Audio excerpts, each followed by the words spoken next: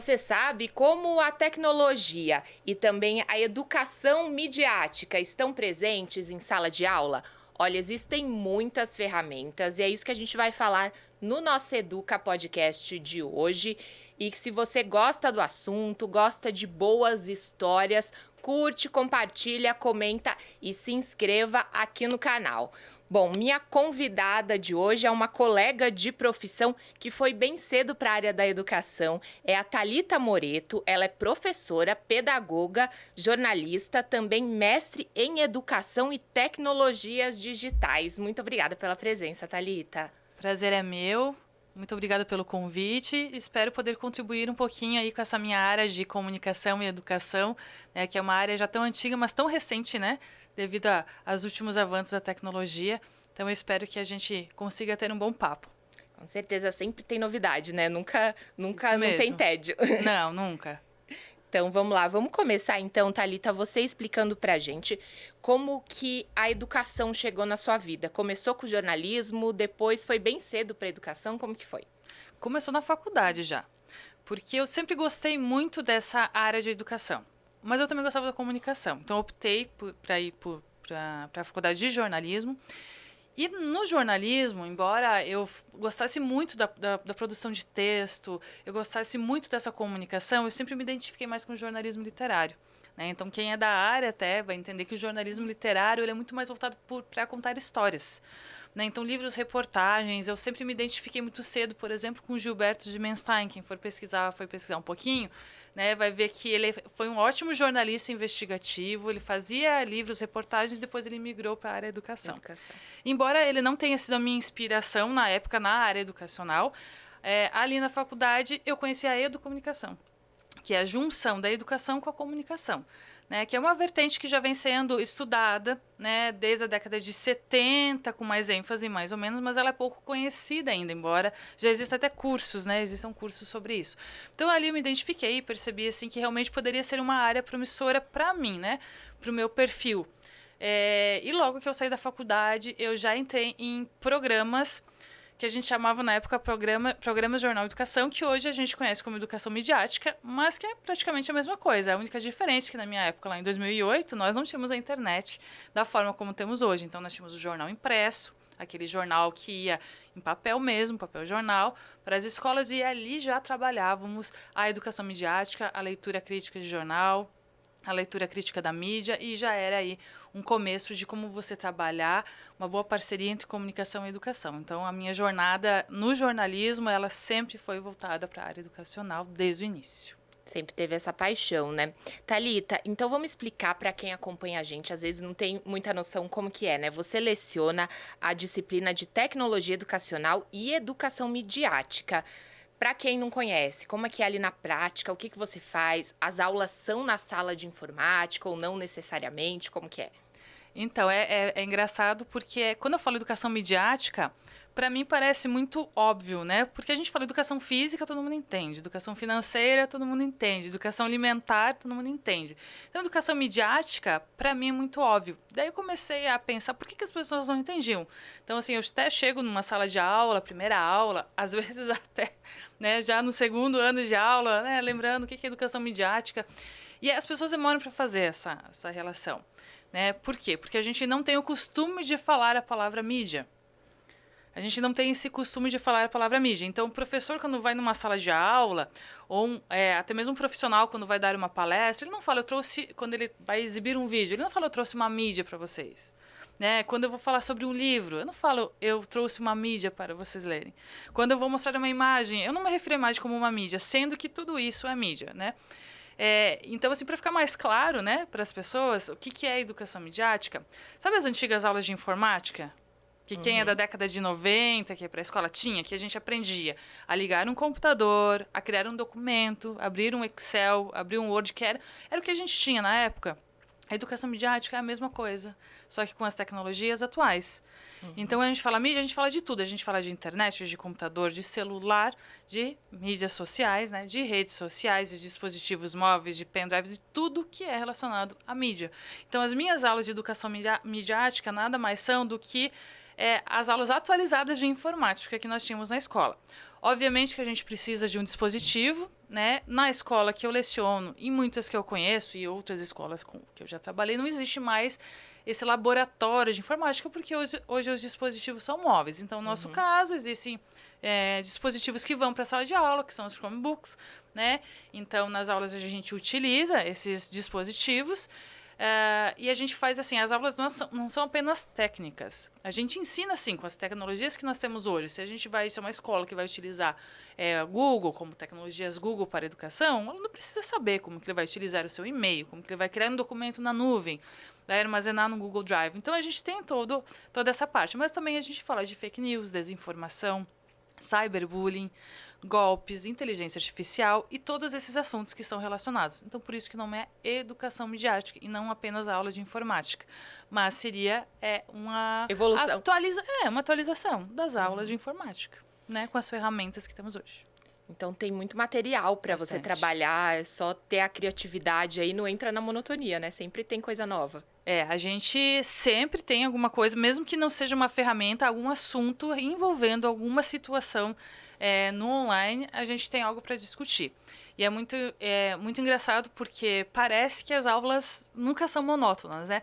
Mas existe um grande desafio para um professor de educação midiática ou de tecnologia.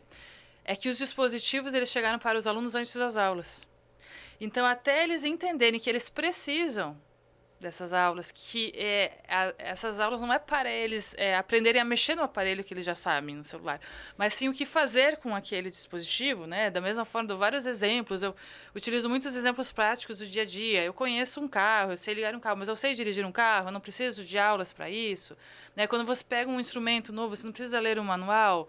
Então, assim, por mais que seja algo que faça parte, né, do dia a dia, às vezes é difícil eles conseguirem entender a importância da educação midiática em si, dessa reflexão dos usos que a gente faz, né, da produção, da criação, do uso, né, que a gente faz, da leitura crítica que a gente faz, essas informações que a gente recebe, da forma como a gente, a forma como a gente comenta nas redes sociais, o tipo de comentário que a gente faz, o que é compartilhar, né? Então, tudo isso. Então, assim, no começo, assim, é um grande desafio, né? Eles entenderem isso. E depois o grande desafio é de como que você vai tornar essas aulas dinâmicas, né? Mas funciona. E, assim, e você vê, assim, que quanto é importante tanto para os alunos quanto para os adultos também, né? Porque a gente faz uma extensão ali, a gente leva umas discussões para casa, assim, e como é importante que às vezes até mesmo em família a gente não para discutir isso com os filhos, com as crianças, por ser algo tão comum, que esse que é o problema das mídias, né? Do celular, é muito comum nas nossas vidas. Então, quando fica comum, né? Quando fica um negócio assim comum, parece assim que realmente você não dá devida importância para aquilo. E quando você vai mais a fundo e percebe o quanto que você precisa aprender para até utilizar melhor, daí sim fica significativo e a gente consegue ter resultados incríveis. Sim. Thalita, e não tem como a gente esquecer, né? A questão da proibição ali, da restrição do celular. Para você, nas suas aulas, como é que tem sido trabalhar com isso? A gente sabe que eles estão usando, né, menos ali no dia a dia nas outras disciplinas, mas na sua disciplina não tem como. O celular? Isso. Olha, eu vou um pouco contra a maré. Tá? E não é de hoje, não é a minha opinião de hoje, já é há bastante tempo que eu construí esse discurso, né? Eu acho que a gente precisa compreender melhor como que essas dinâmicas funcionam. Eu sou totalmente a favor da proibição do celular. Eu não estou dizendo que o celular ele não pode fazer parte de um processo. A proibição do celular ele não é um retrocesso nos avanços das tecnologias. O que acontece é que um aparelho mal utilizado no momento errado, ele só traz problemas e não traz benefícios, né? Da mesma forma que você vai num cinema ou que você vai num teatro, você não vai atender o celular, né? Quando você está dirigindo, não existe uma lei com multa que proíbe o uso. Por quê? Se não existisse uma lei e uma multa, as pessoas iriam utilizar o celular enquanto dirigiam. E isso o que causa? Acidentes de carro, né? E outras situações mais graves, né, para quem está utilizando o aparelho e para outras pessoas também. Então, a gente tem que pensar dessa forma. Proibição do celular em sala de aula não é um retrocesso no uso da tecnologia, até porque o que está sendo proibido é o uso indevido, não o uso pedagógico. Se eu tiver uma proposta pedagógica para utilizar, está tudo ok. Tranquilo. E é isso que precisa ser. O que estava acontecendo é que os alunos eles não têm uma educação midiática. E aquilo é comum, era impossível dar aula com o celular. Eu já dei aula com o celular presente, mesmo sendo de tecnologia, é impossível. Você não consegue, porque ele não vai focar naquilo que ele precisa. Então, acaba sendo nocivo. Então, se não se sabe como usar precisou ter uma lei para dizer para o motorista, olha, se você for pego utilizando o celular no trânsito, você vai ser multado, porque as pessoas estavam utilizando mesmo diante dos perigos que elas estavam correndo. Então, se a pessoa não teve essa educação, nós estamos falando de adultos, os adolescentes precisaram ter essa proibição também para eles entenderem em que momentos que você precisa ou não. Agora, na escola, né, que eu trabalho, na Maple Bear, aqui de Mogi das Cruzes, a gente já tinha essa dinâmica ano passado. Então, nós já iniciamos o ano passado com essas orientações para os alunos e com essa nova dinâmica. Então, o celular, eles não utilizavam em sala de aula, os celulares ficavam armazenados longe dos alunos, e a gente foi educando eles. Né? Olha, e fomos trabalhando nisso. Então, quando existia um momento, isso comigo, com outros professores, olha, eu fiz um planejamento aqui, eu vou precisar do celular. Então, entregava-se o celular para o aluno, ele fazia o que era necessário fazer para o trabalho e ele devolvia, o professor guardava até o momento que ele pudesse pegar novamente para ir para casa. Mas não ficava junto com ele, nem mesmo dentro da mochila, e funcionou super bem. Tanto que esse ano a gente iniciou sem problemas algum. Né? Foi tranquilo. E a gente está utilizando. Né? Então, o que a gente fala para os professores? Você sabe o que você vai fazer, você tem um bom planejamento, você tem domínio da ferramenta, você já pensou nas adversidades que podem acontecer ali durante a sua atividade? Você acha que os alunos estão seguros? Vão entender? Ótimo, pode utilizar o celular. Ele pode ser utilizado dentro de uma proposta pedagógica. O que, para mim, faz todo sentido. O que ele não pode ser utilizado é se você precisa aprender um cálculo matemático que é na lousa, né? Que você precisa fazer aquele cálculo para você compreender aquele conteúdo. Não faz sentido você estar utilizando o celular para pesquisar outra coisa ou para estar nas redes sociais, que eram o que os alunos, né, com maior frequência faziam. Então, para mim, eu sou a favor, eu apoio, e eu acho que somente quem vive o chão da sala de aula que vai conseguir compreender. Então, eu sempre falo assim, tem que ter um pouco de cuidado com um discurso muito acadêmico, né? Porque as pesquisas, elas nos amparam, mas o pesquisador, ele não está na prática.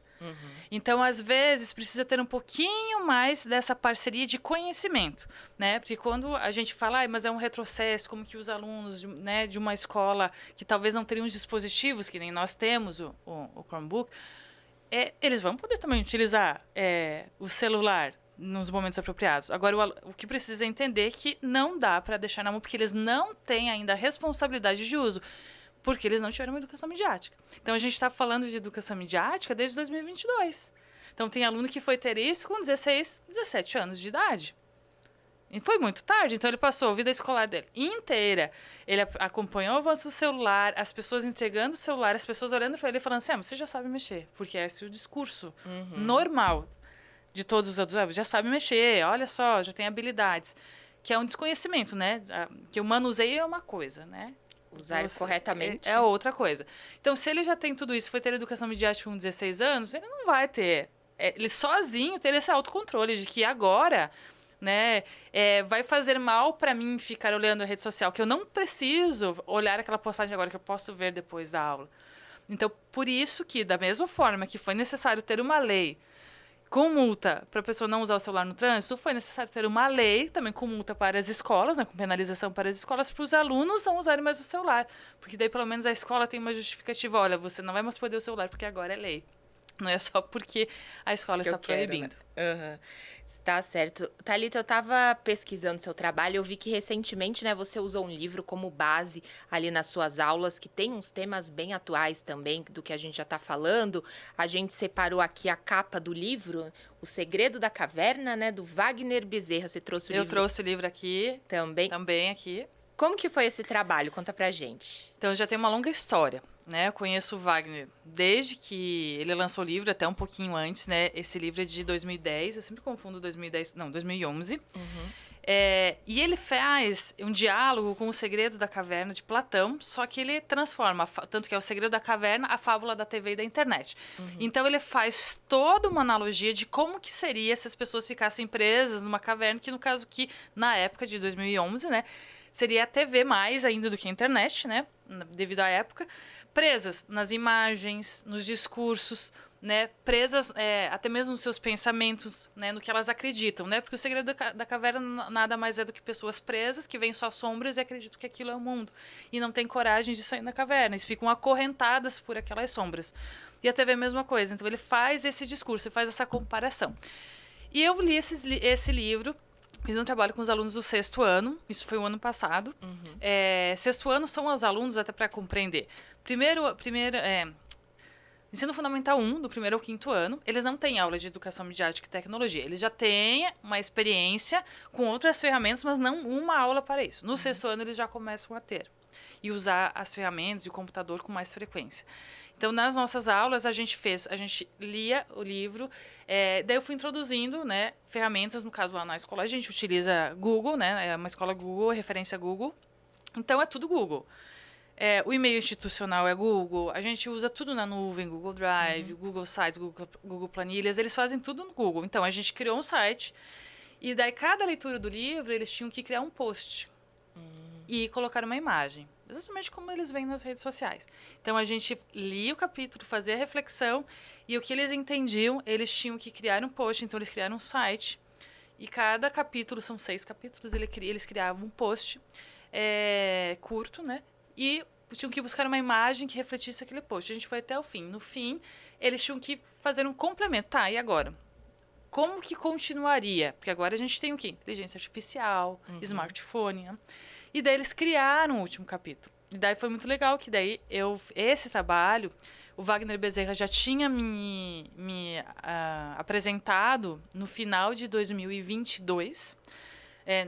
No final de 2023, oferecido, porque ele tinha uma proposta de continuar o livro. E ele queria fazer uma experiência em escola. Então, a gente já tinha conversado, então eu aceitei esse desafio, fiz. Os alunos fizeram todo esse trabalho e deram uma sequência. O Wagner veio ao vivo com a gente, né? Via Google Meet. A gente fez uma aula ao vivo com ele, onde os alunos apresentaram essas sugestões. Ele anotou todas, agora vai sair atravessando o livro com a contribuição dos alunos. E eles vão aparecer lá, vai ter nas referências. Ele utilizou o que os alunos sugeriram para ser a continuação do livro e ele vai utilizar para essa continuação. Então, foi um trabalho muito reflexivo do avanço das tecnologias e como elas podem nos prender nesse sentido, assim, muita imagem. No caso, a gente começa com a TV, muita imagem, agora hoje muito filtro. A imagem muito rápida, as pessoas se modificando, né, nas mídias sociais, o que elas mostram, né, através das suas imagens, né, o que elas querem mostrar das suas vidas, que palavras que elas utilizam e o quanto a gente fica preso nisso. Claro que nas nossas aulas a gente trabalha, né, vários outros termos relacionados à educação midiática, né, e como sair disso, como a gente fala, na hora que a gente fala disso, a gente fala de bolha informacional, que quando você fica preso dentro da bolha, né, tem uma expressão que a gente usa muito, né, sabe, você fica dentro da bolha, ou seja, só nesse mundinho, como que você sai da bolha?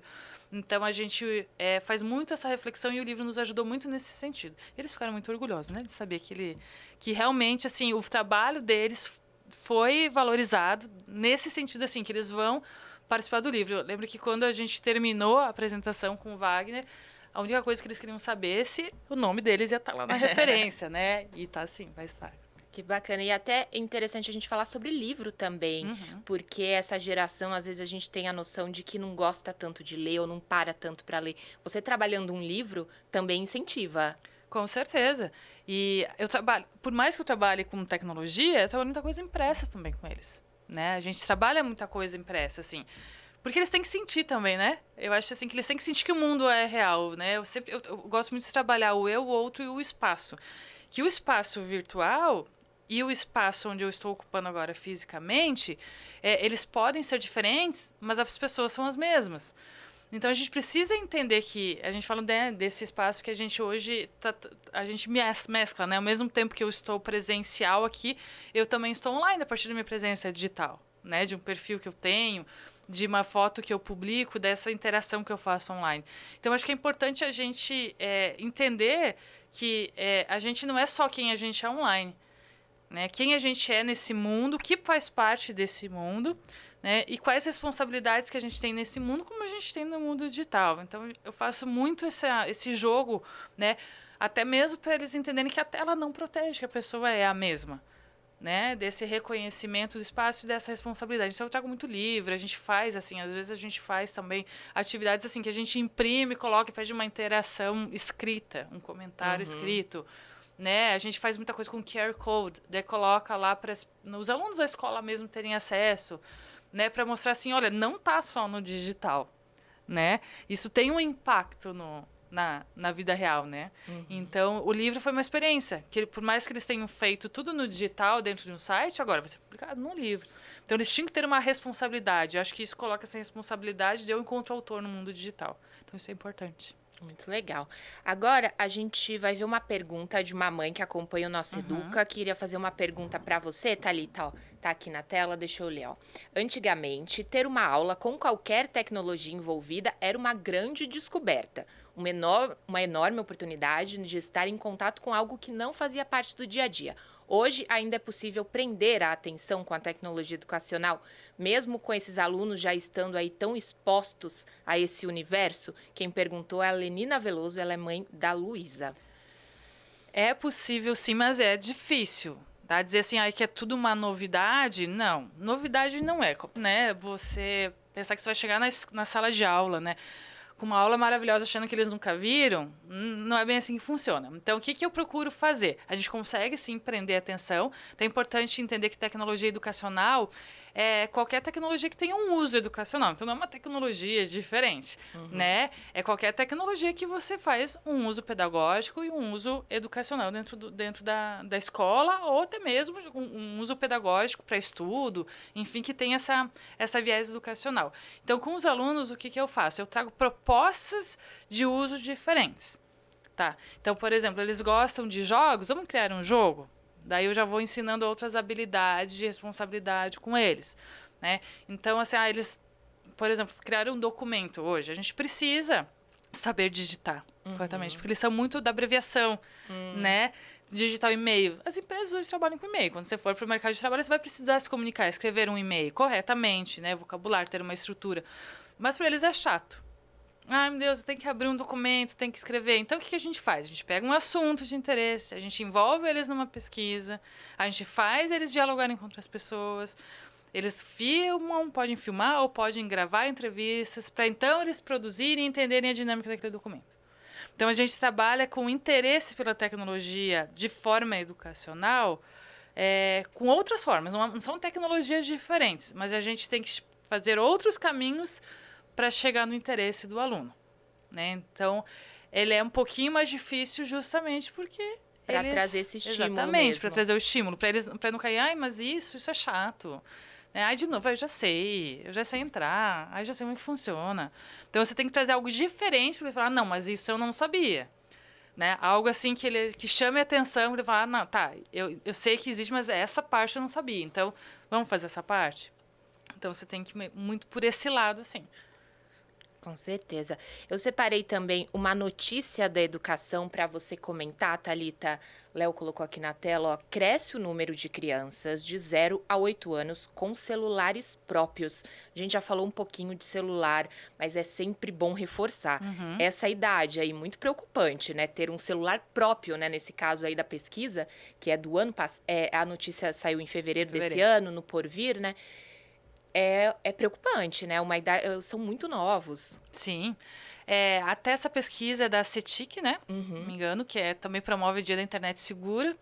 Até interessante que as pessoas não conhecem, mas foi agora dia 11 de fevereiro. Existe uma data.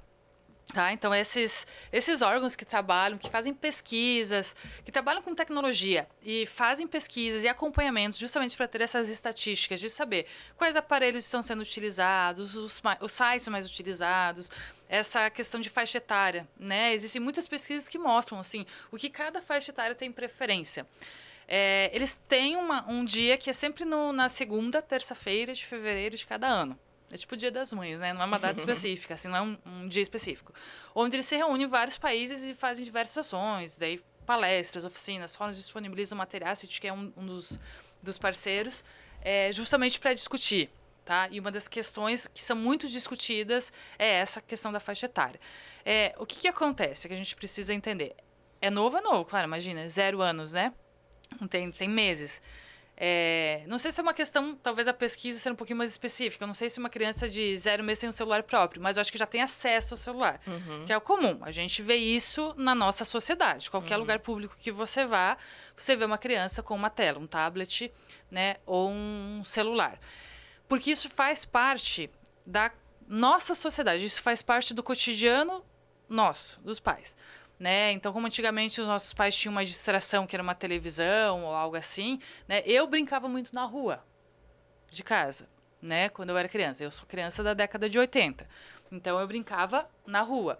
Hoje em dia, devido à violência, ou você mora num condomínio fechado, as crianças moram em prédio ou ficam dentro de casa. Então, consequentemente, se uma das ferramentas que as famílias utilizam o tempo todo é o celular, isso acaba naturalmente fazendo parte do cotidiano daquela criança. Então, a gente tem que pensar nesse sentido também.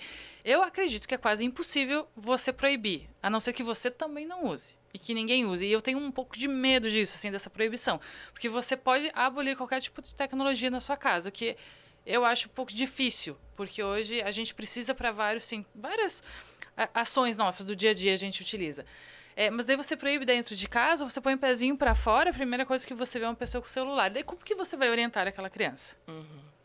Então, assim, eu acho que é uma discussão complexa, é uma discussão delicada, né? Porque quando você fala isso, os meus filhos, eu tenho um filho de 8 anos e um de 5, eles têm acesso a telas. Mas eu sei da forma como eu vou usar. Será que eu entro na estatística?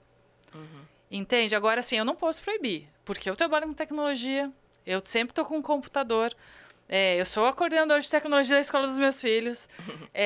O meu marido usa tecnologia, faz parte, é uma ferramenta de trabalho. Agora, eles têm tecnologia também, mas controlada.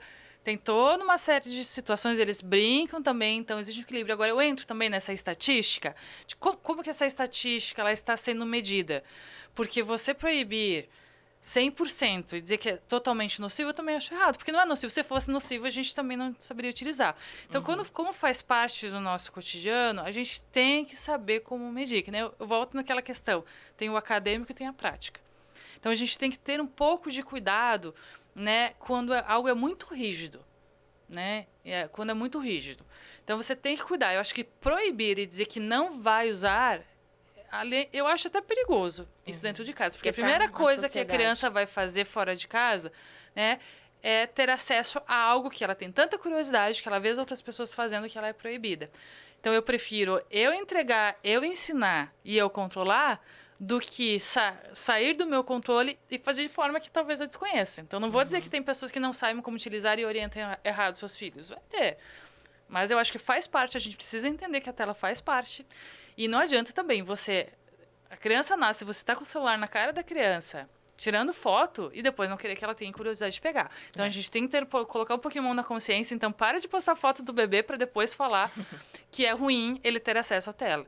Né? Então, porque a atitude começa com nós. A gente é o exemplo, né? Com certeza. Então, é isso. Ô, Thalita, e com relação ao celular próprio, que a gente sabe, muitas crianças pedem celular. Você acha que tem alguma idade aí né, que seria o mínimo para dar um celular para criança? Seja...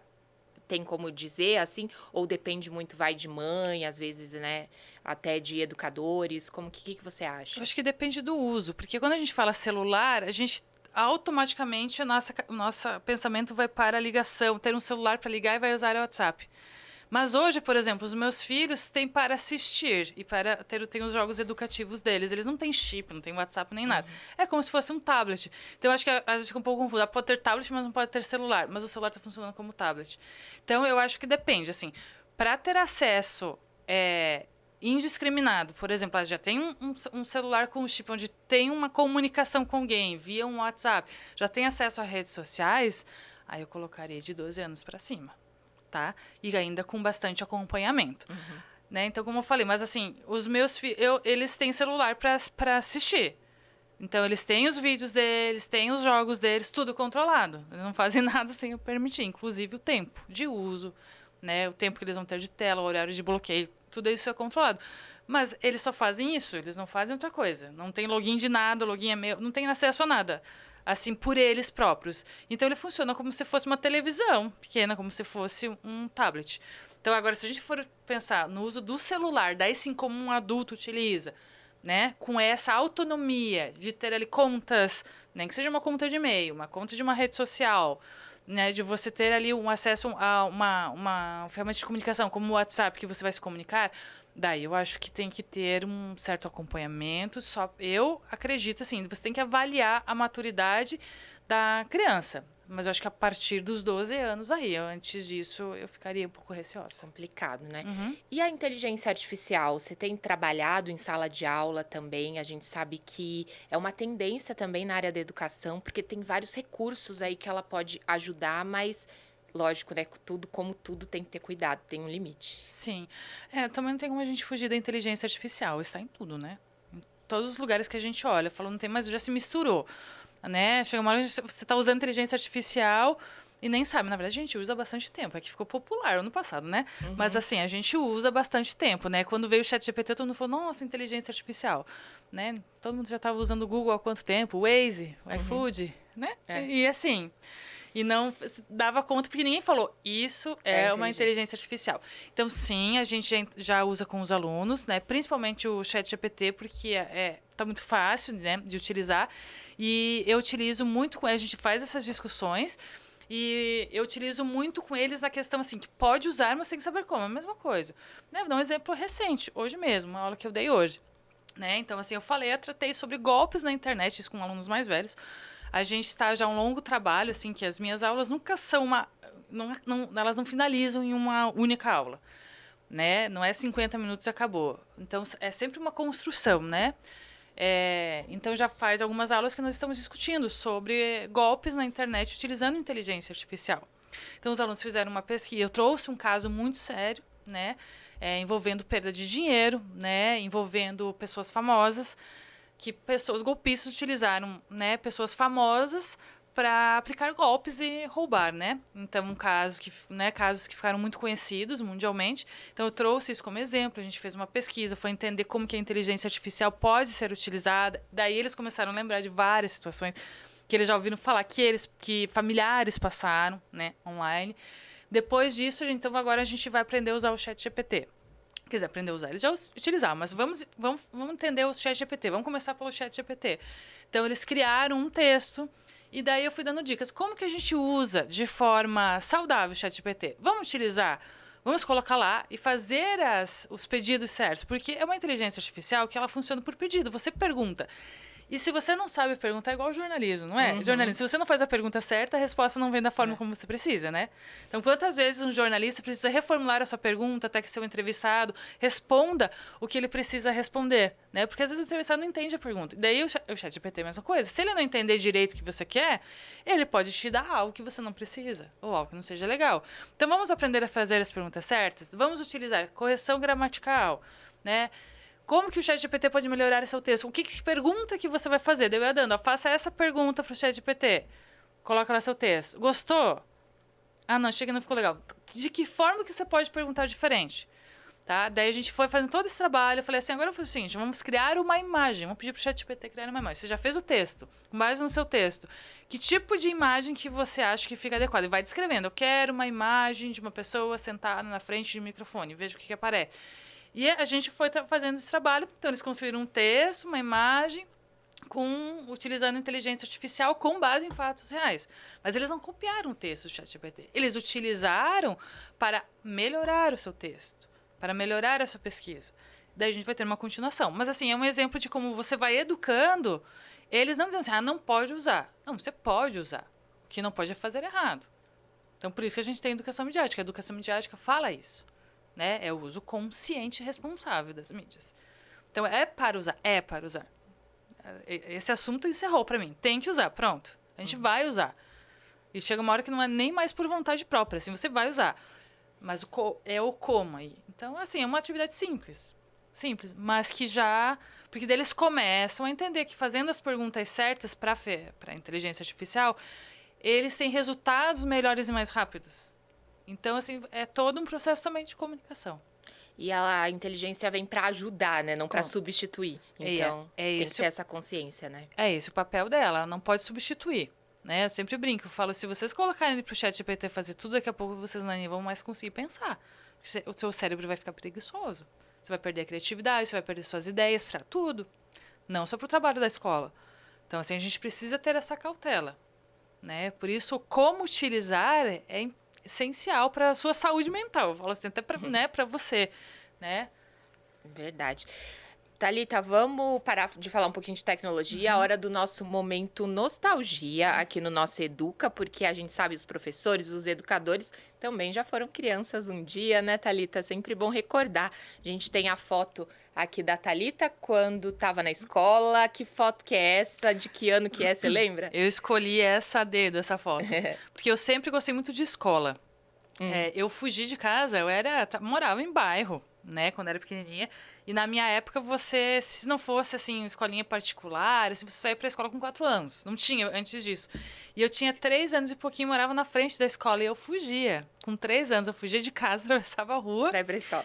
Pra ir pra escola, até que e a minha mãe todo dia tinha que me buscar, até que um dia a diretora chamou minha mãe e falou assim, olha, deixa ela ficar, só que ano que vem ela vai ter que repetir a mesma série, porque ela ainda tá muito nova, né? Então, assim, até pra fazer esse comparativo, quanto eu sempre gostei de escola, assim, eu fui aquela aluna, assim, CDF, eu fazia todas as atividades que tinha na escola, e essa foto aqui é na minha formatura da pré-escola, ou seja, saindo do infantil. Então, eu tinha 5 anos aqui nessa foto, 5 anos. Eu tinha 5 anos nessa foto, estava me formando. Foto típica da escola da época, né? Uhum. Que eles montavam Com a bandeira, assim, não era nem uniforme, era tipo um aventalzinho que a gente usava. Então, essa foto representa muito, assim, a minha relação que eu tenho com a escola em si, né? Com a educação. E eu sempre fui, assim, eu fiz 2 faculdades, eu nunca parei de estudar até hoje, né? Já estou pensando em mais uma, né? Minha mãe sempre fala assim, eu sempre falei para você que você ia acabar trabalhando em escola, né? Eu falei assim, o caminho ele foi outro, mas eu parei lá. Mas eu sempre digo, olha, se eu não tivesse feito jornalismo, eu jamais estaria trabalhando onde eu estou. Para mim, a comunicação foi essencial para trabalhar com tecnologia educacional, com comunicação, com comunicação na escola. Só a minha base educacional ela não daria conta de todos esses processos comunicativos que envolvem, né? Né? Essa intencionalidade, eu sempre falo muito da intencionalidade da comunicação, né? Da intencionalidade do autor. Então, acho que todo esse estudo, toda essa preparação que eu tive primeiro da comunicação, ela me ajudou muito a entrar nessa área e conseguir formar, porque eu trabalhei muitos anos com formação de professor. Quase 10 anos só com formação de professor para trabalhar em sala de aula, quando não existia disciplina ainda. Né? E depois que eu entrei para a parte de coordenação dentro de escola, né? Dentro de coordenação escola, eu já estou há 7 anos, 7, 8 anos. Antes disso, trabalhava muito com formação de professor. Então, se eu não tivesse essa base, eu não conseguiria passar para eles tudo que eles precisavam saber para trabalhar a comunicação dentro da escola. Então, essa foto representa muito eu. É bom recordar, né? Thalita, eu sempre falo aqui também com os convidados do nosso Educa, tudo que a gente estuda, nada é em vão, né? Você consegue aproveitar ali, mesmo que você fez o jornalismo, mas não tá num jornal diário, ou num site, ou numa televisão, mas consegue aproveitar aquilo ali no seu dia a dia, no seu trabalho. Thalita, vamos dar algumas dicas para educadores ou até jornalistas como você, que querem trabalhar nessa área, tecnologia educacional em sala de aula. O que deve fazer? Quais são os caminhos? Tem vários, né? Sim, tem vários. Mas eu acredito assim, um profissional da educação, ele consegue trabalhar, mas ele vai precisar de um aperfeiçoamento, de uma especialização na área da comunicação. Isso eu aconselho. Hoje a gente tem muitas especializações em muitas áreas que elas se relacionam, né? Elas conversam com a área da tecnologia. Não necessariamente, porque quando a gente fala em tecnologia educacional, muitas pessoas pensam que é TI, né? Tecnologia da informação. Na verdade, a gente precisa de um TI na escola, né? De uma pessoa que cuida mais ou menos mais dessa parte tecnológica. Mas a parte de tecnologia educacional, você pode fazer uma tecnologias na aprendizagem, né? Como nós fizemos. Educação em tecnologias digitais, uma comunicação, ou até mesmo um curso só de comunicação, que seja uma extensão, que seja um curso de pós, né? Um técnico, algo nesse sentido, para que você tenha o conhecimento da comunicação. Então, assim, só a parte educacional, acho que vai ter um pouquinho de dificuldade. Porque precisa entender esses processos comunicativos para você conseguir abordar essas situações, principalmente essas situações, não só o uso da tecnologia como ferramenta, mas essas situações que envolvem o uso da tecnologia com os alunos. Né? Então, eu acho que as duas áreas precisam ser contempladas aí. Você pode ser da área da educação, formado em educação, mas você precisa ter aí uma especialização, você precisa ter um conhecimento da comunicação para você conseguir dar conta de todas essas adversidades, né, da área comunicativa. E você acredita que isso também possa ser uma tendência? Você, por exemplo, você dá aula em escola particular. A gente sabe, escola pública às vezes tem alguma atividade, mas não uma disciplina mesmo, né? Você acredita que isso possa ser uma tendência mais para frente? Olha, o estado de São Paulo, né, a capital, já caminha nesse sentido. Claro que não é assim, não é igual uma disciplina de língua portuguesa e matemática. Acho que essa é a maior dificuldade, né? É uma carga horária mais reduzida. Mas eu acredito, né, que mesmo que não seja uma disciplina curricular, né, no caso a minha é curricular, mas não seja uma disciplina curricular, mas um itinerário formativo que hoje nós temos, né, em ensino médio, ou algo em contraturno, alguma oficina nesse sentido, eu acho que as escolas vão caminhar, né, para isso. Porque o que acontece, o currículo, ele exige muito. Então é difícil você encontrar aí uma brecha, às vezes, para você inserir uma disciplina que não caia numa prova avaliativa, por exemplo, né? A gente sabe que hoje a nossa sociedade ela funciona dessa forma, né? O Enem, é o vestibular, né? E é denso, assim, a quantidade de conteúdo ela é muito extensa. Só quem está em escola sabe como é difícil para os professores darem conta, também para os alunos de tanto conteúdo, né? Então, às vezes eu entendo até porque nas escolas públicas não tem às vezes uma disciplina diferente, mas a gente vê muitas iniciativas interessantes, né, de escolas. Às vezes um professor que consegue inserir esse assunto na sua disciplina, não necessariamente uma disciplina só para falar disso, mas que ele consegue na sua aula de história, na sua aula de geografia, trazer um pouquinho dessa educação midiática, dependendo da formação dele, né? E eu vejo muitas escolas com itinerários formativos nessa área, marketing digital, comunicação, que são áreas, né, que também elas conversam, elas se relacionam com a educação midiática. E é importante que traz essa questão de ser crítico, né, Sim. do que está acontecendo, né, da evolução da tecnologia e até da própria sociedade. Né? Essas disciplinas acabam ajudando, mesmo que não seja, igual você falou, na grade ali, mas algumas atividades ajudam, né? Sim, e as escolas estão cada vez mais tecnológicas devido a essa demanda atual. Então, assim, a gente tem livros digitais, plataformas de ensino, né, sites com conteúdo. Então, assim, inevitavelmente vai ter um momento que o professor ele vai indicar um site de pesquisa. Ele vai indicar uma leitura que esteja online. Ele vai indicar um aplicativo.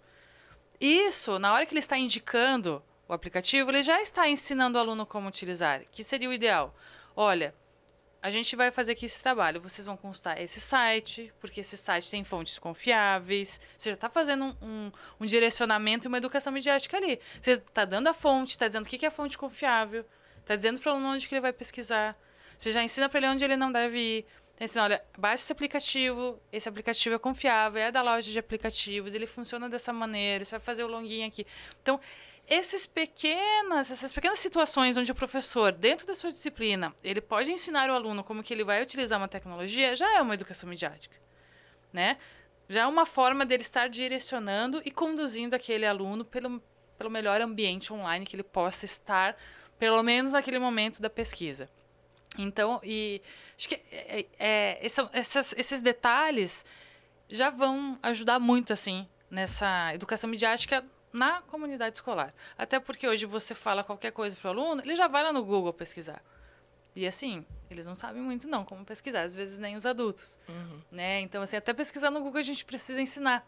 Que a gente pensa assim, é simples, pergunta para o Google. Mas é muito comum, né, as pessoas pesquisarem e já na primeira fonte que aparece, não ter esse discernimento de fontes. Então, até mesmo uma pesquisa no Google, ela precisa ser direcionada, né? Então, eu acho que são nesses detalhes aí que você consegue inserir educação midiática sem ser uma disciplina propriamente dentro do currículo. Verdade. Thalita, vamos falar um pouco de literatura, de leitura, né? Aqui eu sempre trago algumas referências para quem assiste e acompanha a gente. Você trouxe uma sugestão para recomendar um livro? Mostra aqui pra gente. Você trouxe aqui o livro? Eu gosto bastante de ler, né? Esse aqui não é um livro de literatura, embora eu leia bastante, acabei trazendo um livro mais na área, porque esse livro ele é muito bom. Tecnologia na Infância. Essa escritora, Shimi Kang, ela é de Vancouver, até coincidentemente, porque a Maple Bear, não sou de Mogi das Cruzes, mas a Maple Bear, né, é uma escola global e ela é do Canadá. Então, é metodologia canadense. Né? Então, é uma escola canadense e essa autora ela é também canadense, né? Uma coincidência. E ela fala, e esse livro ela escreveu, embora ela seja uma psiquiatra, ela escreveu para pais e professores. Então, ele é um livro com uma linguagem muito simples e ela vai falando no livro situações que você pode observar na criança e no adolescente, tá? De comportamentos, de situações assim, de estar muito num jogo, muito numa tela. E ela vai dando, tipo, receitas, né? Como se fosse, assim, dicas do que fazer em cada situação. Sabe aquela criança que não quer comer? Daí, de repente, você está dando comida só na frente de uma tela, que ela se distrai. Na verdade, ela nem percebe que ela está comendo, ela está mais distraída no desenho que comendo. Então, ela fala assim, como que os pais podem reverter esse tipo de situação para isso não impactar no futuro? Então, ela é uma leitura muito atual e ela é uma leitura com uma linguagem muito simples para as famílias.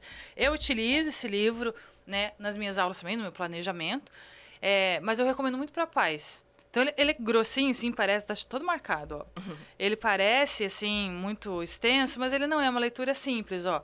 Então, ela vai tratando de síndromes da era atual. Bem práticos. Bem prático e uma linguagem simples. Ela conseguiu transformar assuntos da psiquiatria, né, que são um pouco complexos, assim, em uma linguagem simples de você entender o que é dopamina, né, o que é vício, né, o que são essas síndromes que envolvem os nossos adolescentes. Então, ela fala, claro, como ela é canadense, e ela se formou nos Estados Unidos, ela tem muitos casos clínicos como exemplos de lá. Então, eu sempre falo assim, a gente tem que fazer sempre uma leitura tentando abstrair o que é importante para nós. Então, existem situações clínicas lá nos Estados Unidos que são diferentes do que do Brasil, de adolescentes, até mesmo porque é um outro país, é um outro acesso à tecnologia, né? Então, é um outro tipo de perfil de adolescente. Então, alguns casos que ela cita de exemplos de pacientes, a gente não vai se identificar aqui, mas no restante tem muita contribuição se a gente souber fazer essa leitura sempre trazendo para a nossa realidade. Ela é uma leitura que contribui muito, principalmente para as famílias. Bacana, ótima dica. Eu também trouxe uma dica aqui, também uma recomendação. É a Conversa sobre Educação, do Rubem Alves. São crônicas, contos que falam sobre o universo aí da educação. Rubem Alves, a gente sabe, escreve tão bem, né? E tem umas reflexões tão bonitas. Thalita, muito bacana esse livro. Você já leu esse livro? Esse livro eu não li ainda, você acredita? Mas eu gosto muito de Rubem Alves. Gosto muito das reflexões dele, dos apontamentos dele, ele é ótimo. Então, é bem bacana para a gente, tanto para educadores, pais também, entender a importância desse trabalho, que é bem bacana esse livro, eu recomendo bastante. Thalita, é isso, muito obrigada por aceitar nosso convite, estar aqui no nosso Educa Podcast. Quem está em casa, quiser entrar em contato com você, como é que faz pelas redes sociais? Pode me buscar lá nas redes sociais, eu estou um pouquinho distante, né? Esse dia a dia, assim, gente, porque rede social, né, já é árduo, né? Essa produção, né? O pessoal vê ali nas mídias, está falando de tecnologia. Dá trabalho. Eles dão um trabalhão, né? Então, eu ainda estou um pouquinho distante, mas estou sempre ali, um pouquinho distante na questão de produção de conteúdo. Mas eu estou sempre presente, então pode achar ali, @thalita.moreto. Moreto com 2 T's. Moreto com 2 T's, isso mesmo. Tem meu e-mail também, thalitamoreto@salaberto.com, né, que é a minha empresa, que eu falo sobre educação, ali eu tenho alguns conteúdos, ali o site sobre educação. E é isso, né? Estou ali, estou sempre online devido ao meu trabalho, eu só não estou produzindo muito conteúdo próprio. A gente espera que mais pessoas que estejam assistindo também se incentivem para trabalhar com educação midiática, porque é um campo vasto aí, tem muita coisa bacana para trabalhar, né? É um campo vasto e necessita muito de mais profissionais, né? Que realmente sejam especializados nisso, assim, de saber justamente como trabalhar a tecnologia, assim, a favor da educação. Ótimo, muito obrigada e parabéns pelo seu trabalho. Imagina, o prazer foi meu. Obrigada também para você que acompanhou mais um episódio do nosso Educa Podcast. Curte, compartilha, comenta, se inscreve aqui no canal e até o nosso próximo bate-papo. Tchau, tchau.